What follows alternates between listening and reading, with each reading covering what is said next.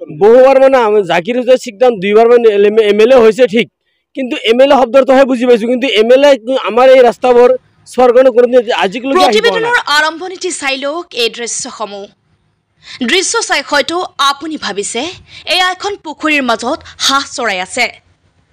নহয়, এয়া হৈছে সৰুক্ষেত্ৰী সমষ্টি আৰু ভৱানীপুৰ সমষ্টিৰ অন্তৰ্গত ৰাজাঘাট বৰশিমলা গড়কাপ্তানি পথৰ দৃশ্য।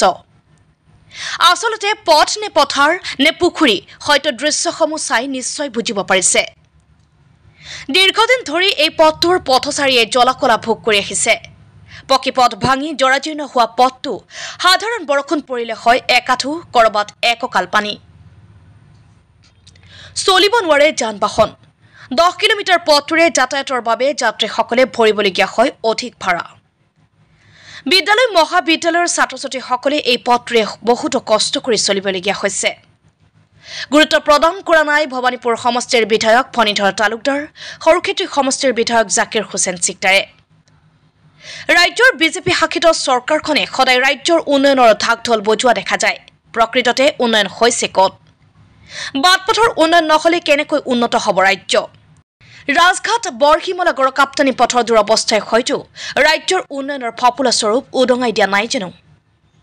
কেতিয়া পুনৰ নিৰ্মাণ হ'ব ৰাজঘাট বৰশিমলা গড়কাপ্তানি পথৰ? বিভাগীয় কৰ্তৃপক্ষই কেতিয়া গুৰুত্ব আৰোপ কৰিব ৰাজাঘাট বৰশিমলা গড়কাপ্তানি পথটো?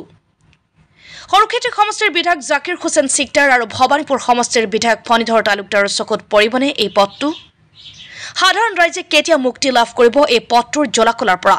নে এনেকৈয়ে বছৰৰ পাছত বছৰ ভোগ কৰিব লাগিব জমৰ যাতনা? ফৰহাদ খানৰ ৰিপৰ্ট।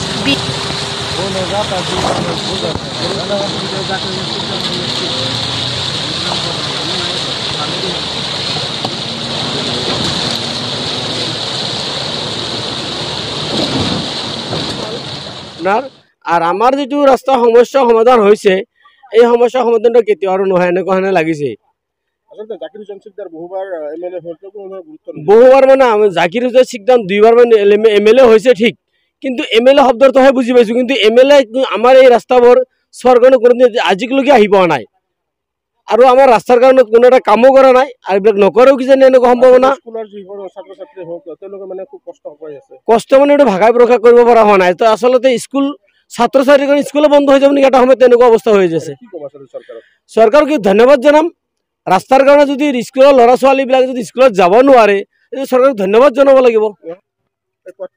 আমাৰ পথটোৰ কাৰণে বিৰাট অসুবিধা হৈছে। যিমান সোনকালে চৰকাৰক অনুৰোধ জনাইছোঁ, ইমান সোনকালে ৰাস্তাটো ঠিক কৰি দিব লাগে।